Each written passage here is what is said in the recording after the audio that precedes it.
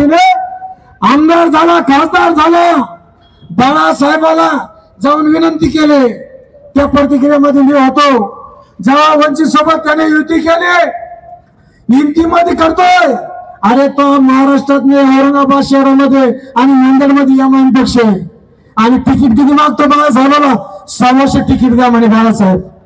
अरे बाळासाहेबाला आगड बागड जाती सोबत घेऊन चालायच्या होत्या, ओबीसी समाजाला सोबत घेऊन चालायचं होतं, बाळासाहेबाला सर्व समाज घेऊन चालायचं होतं आणि प्रत्येक समाजाचा घटक आमदार खासदार नगरसेवक झाला पाहिजे, त्याच्यासाठी एमआयएम सोबत युती केली होती। आम्हाला म्हणायचं नाही, त्याला दाखवायचं होतं, त्याचा दुकानदारी चालवायची होती। कुडून कुडून त्याने उमेदवाराकडून पैसे घेतले। गेल्या 2019 मध्ये पूर्वामध्ये कल्याण काळे साहेब त्याच्या घरी गेले बॅग घेऊन, फुलंबरी तिकीट नाही दिलं त्याने, त्याचा गावेदार औरंगोडे। आम्हाला बोलायला लावू नको, इम्तियाज भाई तू जितना बोल सकता उतना हम भी बोल सकते हैं। आणि काय ऑलरेडी तुझे काल म्हणत होता ना, जिनकी बोले वो क्या लिखे पढ़े नहीं, हम लिखे पढ़े नहीं, लेकिन बाबा साहब का कायदा, बाबा साहब के विचारों पे चलने वाले आंबेडकरवादी है, इतना ख्याल रखना इम्तियाज भाई।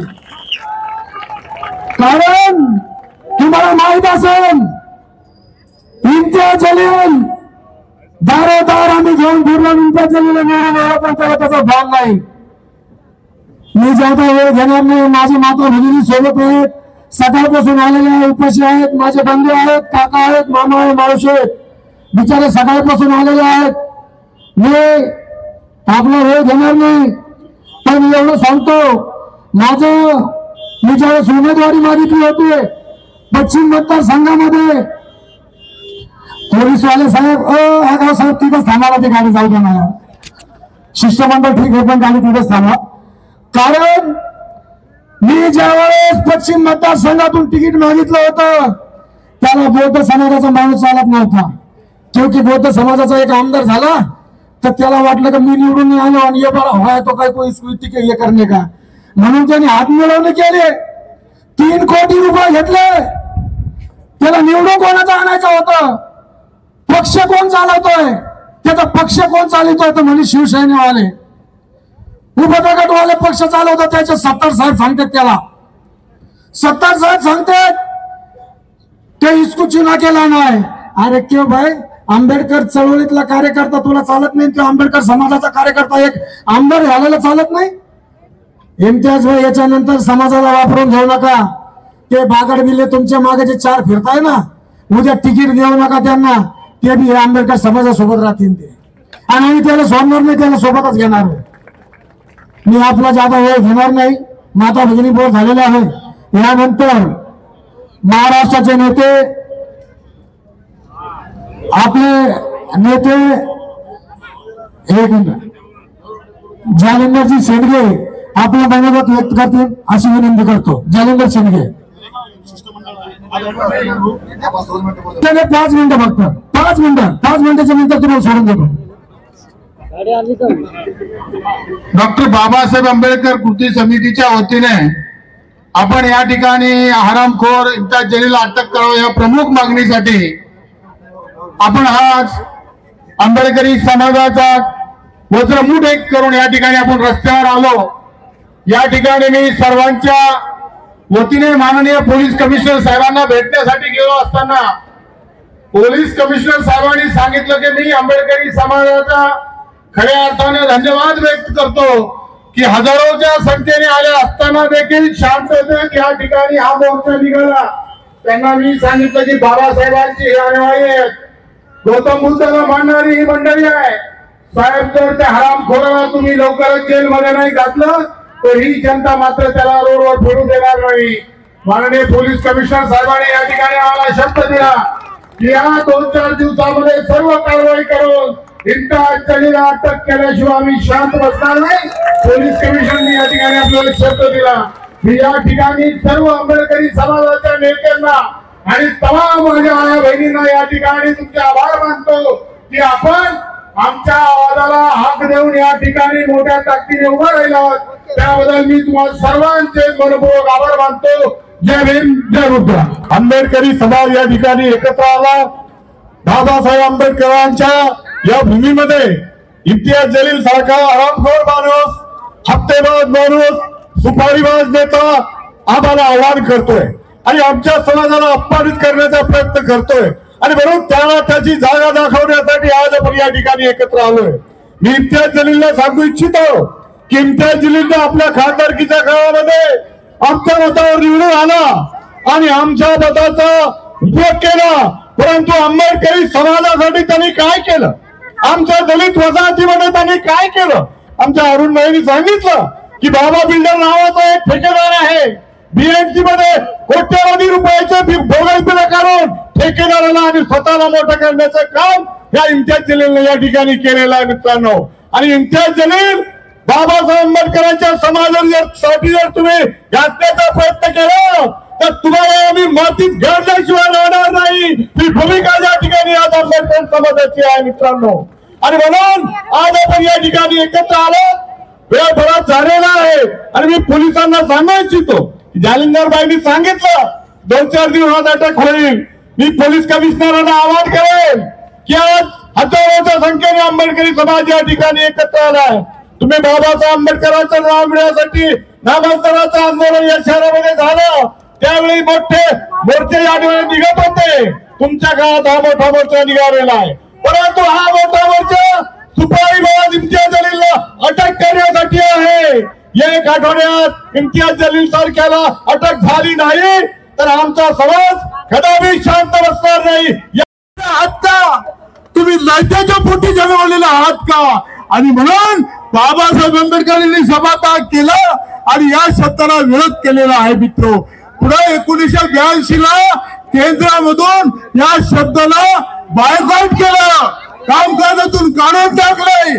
आणि म्हणून मी इम्तियाज जलीलला सांगतोय की मित्र, तू जरा अभ्यास कर, तू देशाचा खासदार होतास, तुला लाज वाटली पाहिजे, तुला लाज वाटली पाहिजे.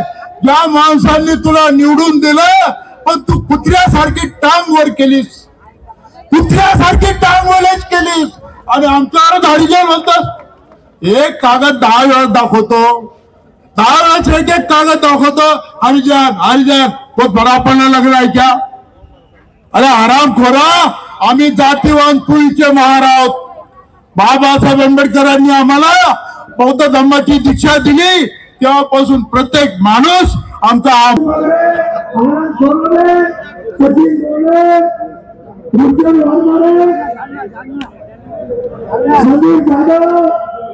सर्वच आंबेडकर समाजातील सर्व नेते आणि आपण सर्व इथे आलात त्याबद्दल सर्वांचं धन्यवाद. हात जोडून तुम्हाला आशा करतो आणि पुढचा कार्यक्रम लवकरच सांगू आणि कार्यक्रम संपला असं जाहीर करतो. जय भीम, जय भारत, जय भारत.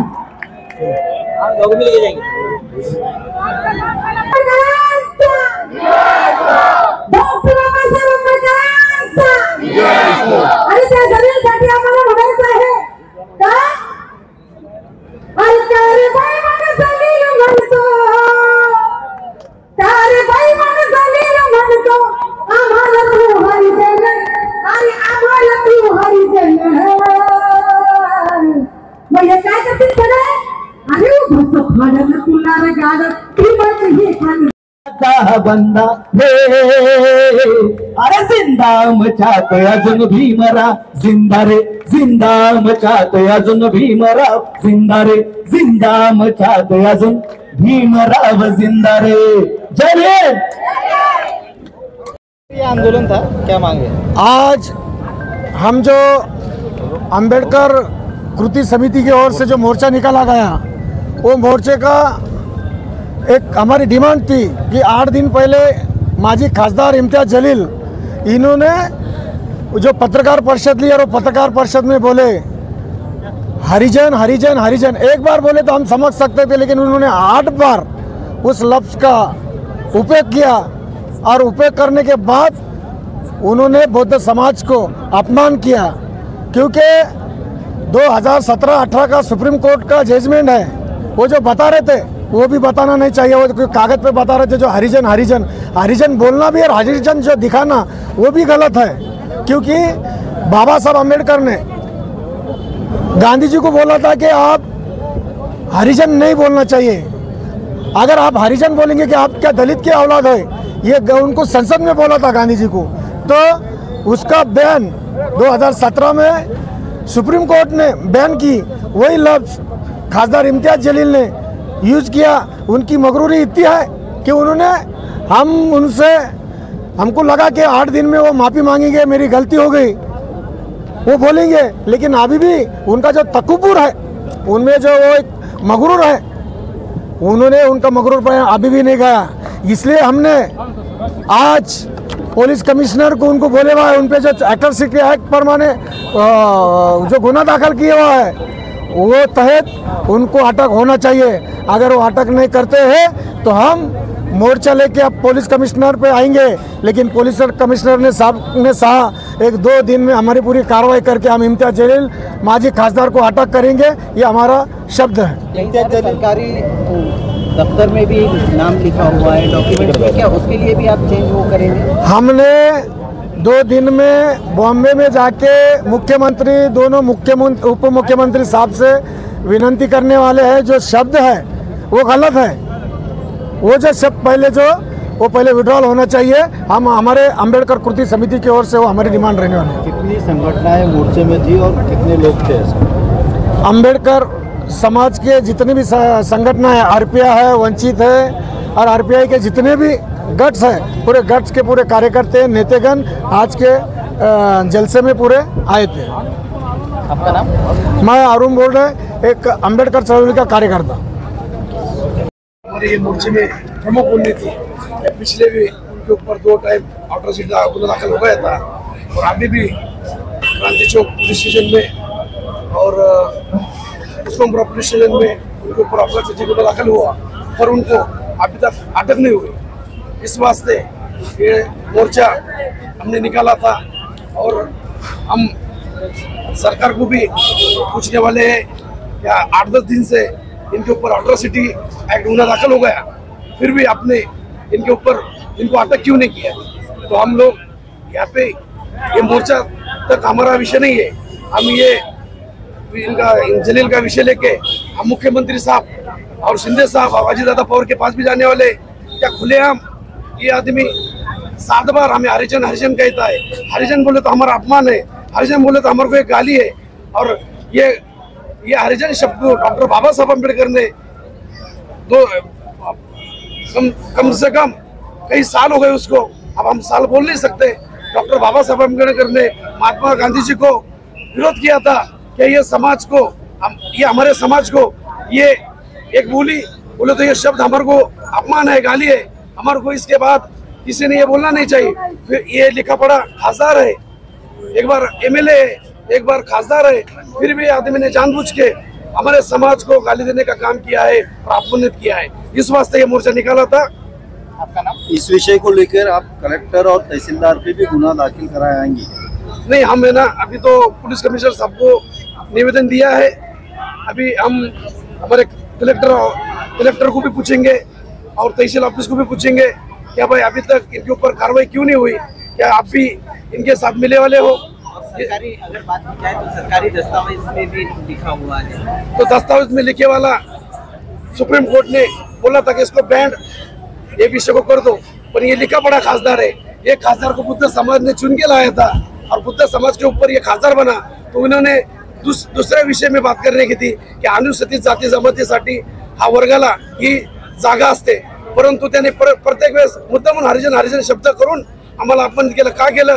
का तो खासदार केला एकदा पडला आणि आमदार केला एकदा पडला, तो दुसऱ्या भाषामध्ये बोलू शकला असता का वो अनुसूचित जाती जमातीची जागा आहे, ही जागा काही बोलतोय।